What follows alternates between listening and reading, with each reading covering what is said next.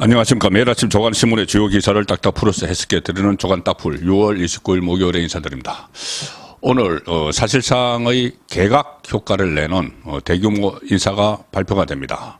이 통일부 장관, 권영세 통일부 장관이 당으로 돌아가겠다면서 사의를 표명을 했죠. 그 후임, 그리고 임기가 만료된 전현희 국가권익위원장의 후임이 또 발표가 됩니다. 사실상 개각처럼 된다고 말씀드리는 이유가 전체 19개 부처가 있죠. 정부 부처가 있는데 19개 부처 중에서 13명 정도의 차관이 교체가 됩니다. 대규모 차관 교체. 그리고 특히 대통령실 비서관 출신들이 차관으로 들어가면서 윤석열 대통령의 이 국정 철학, 국정 이념을 내각에 심는 그런 인사가 단행이 됩니다. 자, 그리고 국민의 관심을 모으는 인물이 한 명 등장합니다. 역도 영웅 장미란 선수. 장미란 선수가 문화체육관광부 제2차관에 발탁이 됩니다. 자, 중앙일보 일면 하단 기사와 3면 관련 기사입니다. 일면 하단 기사는 역도 영웅 장미란 문체부 2차관 발탁. 그리고 3면은 통일부 장관의 김영호 성신여대 교수, 권익위원장 김홍일 오늘 개각 발표입니다. 역도 스타 출신이죠. 장미란 지금 용인대 교수입니다. 용인대 교수가 문화체육관광부 2차관에 깜짝 기용됩니다. 2008년 베이징 올림픽 금메달리스트죠. 2013년에 은퇴한 이후에 용인대에서 교수 생활을 하고 있는데 간혹 이 TV 프로그램에 나왔지만은 지금 문체부 2차관 전격 발탁됩니다. 체육인 출신 2차관은 그 2019년에 수영 국가대표를 지낸 최윤희 수영 선수 있었죠. 그 전 차관 이후 4년 만입니다. 2019년에 그 최윤희 전 차관이 그 발탁이 됐고 지금 문체부 2차관으로 그 장미란 선수 그리고 윤석열 대통령은 오늘 그 통일부 장관 후보자의 김용호 성신여대 교수, 권익위원장의 김홍일 전 부산고검장을 지명하면서 장차관급 인사를 단행을 하는데 대통령실 비서관 중에서 5명이 차관으로 이동을 합니다. 자, 윤석열 대통령이 이 내각의 국정철학, 본인의 국정철학을 수행하는 그런 인물들을 포진을 시킨 것이죠. 그래서 19개 부처 중에 차관 13명 안팎이 교체가 됐는데 오늘 좀 관심을 모았던 인사가 하나 있었죠. 뭐냐면은 방송통신위원장 그 한상혁이 물러나고 한상혁이 면직이 됐죠. 방송통신위원장의 이동관 대통령 대외 협력 특보가 사실상 내정이 돼서 여러 가지 지면을 통해서 인사 검증까지 막 벌어지고 있죠. 아들 학교 폭력 문제로. 자, 그래서 민주당이 벼르고 있습니다. 이동관 정국을 한번 또 구성을 해보자. 인사청문회를 통해서 지금 여러 가지 수세에 몰려있는 민주당의 탈출구 중에 하나로 지금 후쿠시마 처리수를 가지고 괴담을 퍼뜨리는 것과 더불어 인사청문회를 벼르고 있습니다. 그래서 일단 한숨을 돌리는 차원에서 이동관 특보의 내정은 오늘 발표가 되지 않는다고 합니다. 그리고 또 산업통상자원부도 교체 요인이 있는데 장관 일단 오늘은 명단에서 제외됐다. 자, 이런 상황을 전해드리고 어제 윤석열 대통령이 정말 국가의 정체성, 문재인 정부에서 흥크러진 국가의 정체성을 바로 세우기 위한 여러 가지 발언들을 했습니다. 또 이재명도 동시에 비판을 했습니다. 문재인, 이재명 두 사람을 동시에 때렸는데 자, 먼저 조선일보 6면 기사입니다. 6면 기사 보시면 조직적 허위 선동이 자유 대한민국 위협한다. 조직적 허위 선동이 자유 대한민국 위협한다. 어제 윤석열 대통령이 자유총연맹 창립 기념식에서 연설을 했습니다. 69주년 기념식인데 윤석열 대통령이 현직 대통령으로서는 24년 만에 자유총연맹 창립 기념식을 찾아서 작심한 듯이 자유민주주의를 위협하는 국가 정체성 부정 세력을 강하게 비판을 했습니다. 자, 제목은 조직적 허위 선동이 자유 대한민국을 위협한다. 조직적 허위 선동. 지금 당장 떠오르는 것이 이재명이죠. 후쿠시마 처리수 방류 문제를 놓고 괴담을 퍼뜨리면서 국민에게 공포심을 유발시키는 그런 선동, 가짜뉴스, 그것이 자유 대한민국을 위협한다. 자유총연맹에서 한 이야기입니다. 자유총연맹은 보수의 어떻게 보면은 본산이다. 이렇게 할 수가 있죠. 그 단체 중에서 69주년 자유총연맹 창립 기념식 연설에서 이렇게 이야기했습니다. 현재 조직적, 지속적으로 허위 선동, 조작, 가짜뉴스와 괴담으로 자유 대한민국을 흔들고 위협하며 국가 정체성을 부정하는 세력이 너무나 많이 있다. 돈과 출세 때문에 이들과 한편이 되어서 반국가적 작태를 일삼는 사람들도 너무나 많다. 자, 이렇게 또 말은 이어집니다. 왜곡된 역사의식, 무책임한 국가관을 가진 반국가 세력들은 북한 공산 집단에 대하여 유엔 안보리 제재를 풀어달라고 요청을 하고 유엔 사령부를 해체하는 종전선언을 노래 부르고 다녔다. 문재인 정부를 질타하는 것이죠. 북한이 다시 침략해오면 유엔사와 그 전력이 자동으로 작동하는 것을 막기 위한 종전선언 합창이었고 적의 선의를 믿어야 한다는 허황한 가짜 평화 주장이었다. 아주 맹렬하게 비판을 합니다. 자유 대한민국을 무너뜨리려고 하거나 자유 대한민국의 발전을 가로막으려는 세력들이 나라 도처의 조직과 세력을 구축하고 있다. 이것은 보수 진보의 어떤 문제가 아니라 자유 대한민국의 정체성을 지켜야 하는 문제다. 자, 이 조직적 허위 선동을 하는 이재명 그리고 반국가 세력, 이 반국가 세력은 지금 문재인 정부를 지칭을 하는 겁니다. 그 세력들이 돈과 출세 때문에 한편이 돼서 왜곡된 역사식을 가진 세력의 종전선언 주장은 가짜평화다. 이렇게 문재인을 겨냥을 하고 있죠. 자, 여권 관계자는 이 발언에 대해서 이렇게 해석합니다. 문재인 정권이 북한의 비핵화 의지를 선전하면서 종전선언을 추진을 해서 국가 정체성을 흔든 것은 물론이고 이들과 돈과 자리로 엮인 이권 카르텔이 자유 대한민국을 위협에 놓이게 했다는 인식을 대통령이 밝힌 것이다. 북한과 한국 내 반자유주의 세력에 맞서 체제를 수호하겠다고 강조했다는 얘기다. 자, 그리고 윤 대통령은 문재인 정권이 내걸었던 남북 대화 지상주의와 종전선언 추진을 허황된 가짜평화라고 규정을 했습니다. 그리고 선동과 가짜뉴스, 괴담 유포 등으로 국가 정체성을 흔드는 세력이 여전히 많다고도 했습니다. 전임 정권 문재인, 그리고 지금 괴담을 퍼뜨리고 있는 이재명을 동시에 겨냥을 한 것이죠.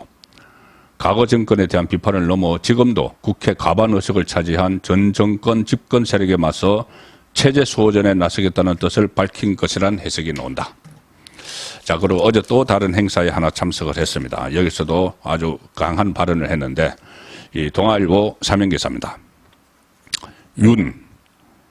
말도 안 되는 정치 보조금 없애야 된다. 그것은 노조, 민간, 지원금 재검토, 어제 국가재정전략회의에서 긴축을 강조를 했습니다. 매표 복지 예산은 철저히 배격하겠다. 경제 보조금은 살리고 사회는 효율화시키겠다. 정치 보조금은 없애고 경제 보조금을 살리겠다. 정치 보조금이라는 것이 각종 시민사회단체의 그 정권의 입맛에 맞는 문재인 정권 때 특히 심했죠. 또 지방자치단체도 마찬가지입니다. 박원순 서울시장 때 일방적으로 진보 좌파 단체에 돈을 퍼줬죠. 자, 그것은 정치 보조금입니다. 그러니까 정치 보조금을 없애고 경제를 살리는 보조금은 더 정액을 하겠다. 그래서 문재인 정부에서 2조 원이 증가한 보조금 이것을 재점검하겠다는 겁니다. 그리고 자꾸 추경 이야기 하는데 그것은 미래 세대에 대한 약탈이다. 선을 그었습니다. 추경, 돈 편성해서 많이 뿌리면 좋죠. 그런데 그것이 결국은 국가의 빚이 되고 미래 세대의 부담이 되기 때문에 그건 미래 세대를 약탈하는 것이다. 자, 이런 개념을 이야기를 했습니다. 말도 안 되는 정치 보조금은 없애야 한다. 노조, 비영리 단체에 지원되는 정치적 성격의 보조금은 완전히 제로 베이스에서 재점검해야 된다. 그렇게 이야기를 했고, 이 선거에서 지더라도 재정 다이어트는 해야 되겠다. 인기 없는 긴축 재정, 건전 재정을 좋아할 정치 권력은 어디에도 없다. 정치적 야욕이 아니라 진정 국가와 국민을 생각한다면 긴축 건전 재정이 지금은 불가피하다. 선거에 지더라도. 이 이야기는 윤석열 대통령이 간혹 하는 이야기입니다. 그때 일본과 강제징용 배상권 문제를 제3자 변제 방식으로 할 때도 이거 뭐 국민에게 인기가 없을 텐데 이런 정책이 그래도 할 일은 해야 된다. 뭐 지지율이 1%가 나오든 10%가 나오든 할 일은 한다. 자, 이런 인식입니다. 지금 노동개혁 그리고 교육개혁, 사교육을 없앤다. 이런 것도 마찬가지죠.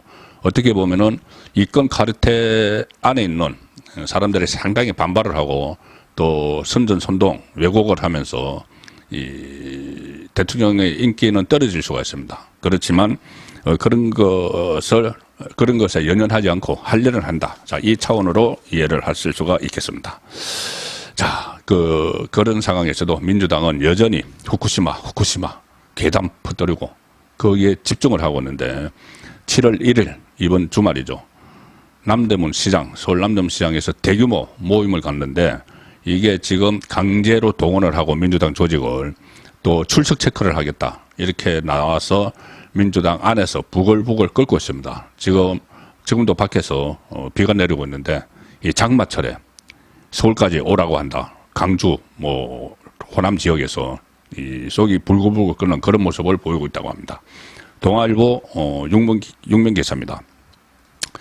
야당 오염수 장애투쟁 총집결. 일부 지역위원회에서는 참석 인증샷 요구를 해서 논란이 일어나고 있다.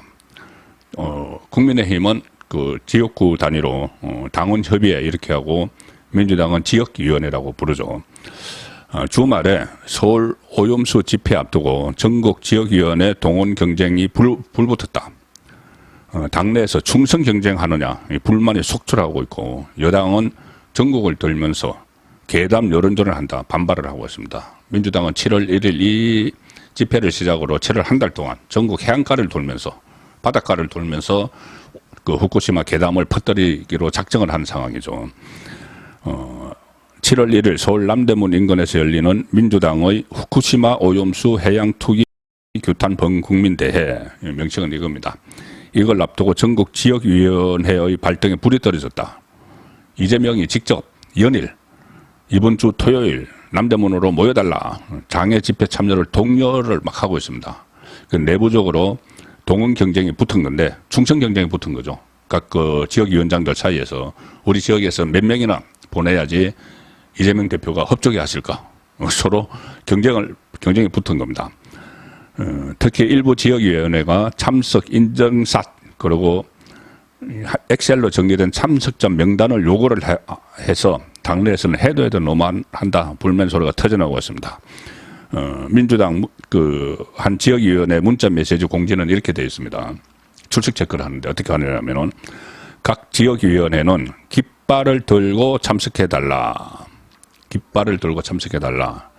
도당 깃발은 오후 3시에 집회 장소에 세우겠다. 자, 일단 각 도당 17개 시도당 도당 깃발을 들고 이제 참석을 하고 도당 깃발을 집회 장소에 오후 3시에 세운다. 쫙 세운다.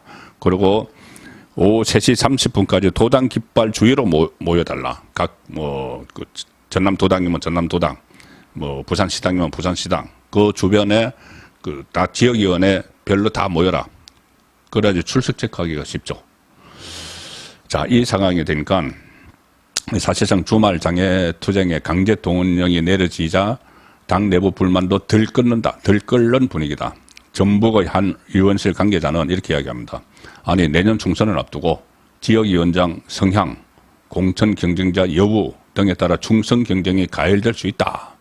강주 지역 관계자는 서울에서 열리면 아니 수도권 자기들끼리 중심으로 하면 되는데 왜 하필 장마철에 멀리서 동원을 하느냐. 참 부담이다. 그렇다고 해서 총선을 앞두고 올라가지 않을 수 있는 것이 얼마나 되겠는가. 지금 이재명은 본인의 사법 리스크를 어떻게든 피하고 살아남기 위해서 이 모든 수단 방법을 다 씁니다. 국민이 불편해하든 말든 지금 어제도 그 대표 어민 단체에서 국회에 찾아가서 정말 무릎 꿇고 이러다가 우리 모두 죽는다. 괴담 중지해달라. 뭐 이런 이야기도 어제 다 나왔었죠. 자, 그런데 거기 그릇도 보지 않습니다. 오로지 이 정략에 따라서 일종의 뭐 정치적 목적에 따라서 아니면 개인의 안위를 위해서 이렇게 혼란을 조성을 하고 있는 겁니다.